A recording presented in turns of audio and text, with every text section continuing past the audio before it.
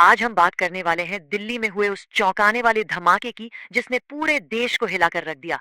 चलिए इस पूरी घटना की हर एक परत को समझने की कोशिश करते हैं। चलिए उस शाम पर वापस चलते हैं। 10 नवंबर 2025। जगह थी देश की राजधानी दिल्ली। एक आम सी शाम जो बस कुछ ही पलों में एक काले दिन के तौर पर याद की जाने वाली थी। तो सबसे पहले ये देखते हैं कि जो फैक्ट्स है, जो तथ्य है, वो हमें क्या बताते हैं। आखिर उस शाम हुआ क्या था? तो देखिए, शाम के करीब 6:52 का वक्त था। लाल किला मेट्रो स्टेशन के गेट नंबर 1 के पास एक Hyundai i20 कार खड़ी थी और अचानक उसमें एक जबरदस्त धमाका हुआ। धमाका इतना तेज था कि इसकी आवाज और असर 200 मीटर दूर तक महसूस किया गया। अब जाहिर है, इतने बड़े धमाके के बाद जो मंजर था वो बहुत ही भयानक था। बात करते हैं कि इसका असर कितना गहरा था, इंसानी जानों पर भी और वहां के माहौल पर भी। ये जो नंबर आप देख रहे हैं, 15, ये सिर्फ एक आंकड़ा नहीं है। ये 15 जानें हैं जो उस धमाके में चली गईं। इस त्रासदी की ये सबसे भारी कीमत थी। हाँ, 15 लोगों की मौत की पुष्टि हुई।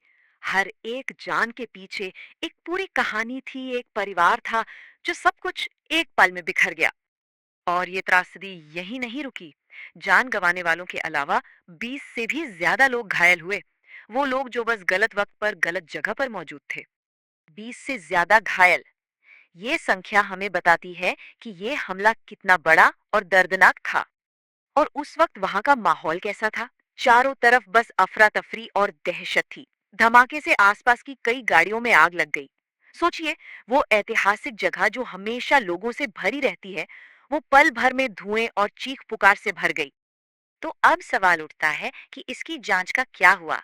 अधिकारी इस पूरी साजिश की गुत्थी को कैसे सुलझाने की कोशिश कर रहे हैं?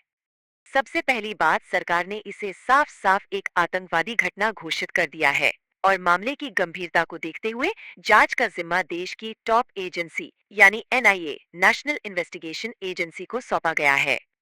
अब देखिए, जांचकर्ताओं के सामने दो बिल्कुल अलग अलग थ्योरीज हैं। एक तरफ तो ये कहा जा रहा है कि शायद विस्फोटक बहुत जल्दबाजी में बनाए गए थे और गलती से समय से पहले ही फट गए।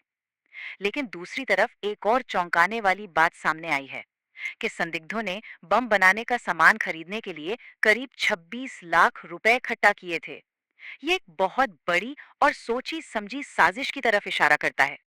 तो जांच का दायरा अब बढ़ता जा रहा है।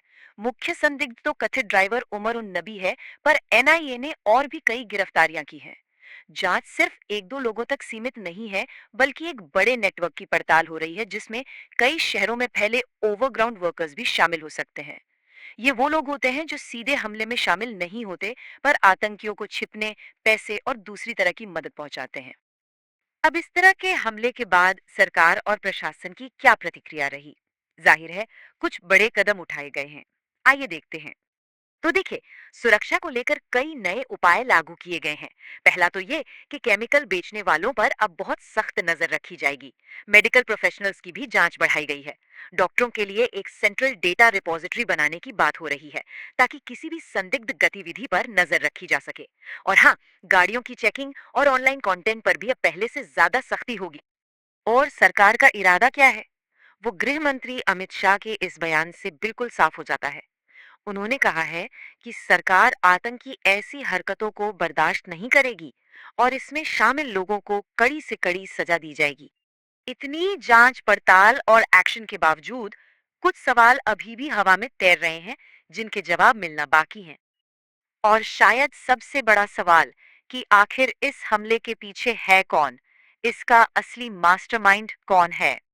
और यही बात इस मामले को और भी ज्यादा पेचीदा बना देती है। देखिए, अभी तक किसी भी जाने माने आतंकी संगठन ने इसकी जिम्मेदारी नहीं ली है। ये चुप्पी अपने आप में एक बहुत बड़ा सवाल है। इससे एक और सवाल खड़ा होता है, क्या यह धमाका असल में किसी बहुत बड़े हमले की एक नाकाम कोशिश थी? क्या हमलावर कुछ और भी ज्यादा विनाशकारी करने की प्लानिंग कर रहे थे, जो बस वक्त से पहले नाकाम हो गई? और आखिर में एक सवाल जो हम सबको सोचना चाहिए, इस हमले का हमारे शहरों की सुरक्षा के भविष्य पर क्या असर पड़ेगा? ये घटना हमारी सुरक्षा व्यवस्थाओं के लिए क्या सबक छोड़कर गई है? इन सवालों के जवाब शायद हमें वक्त के साथ ही मिलेंगे।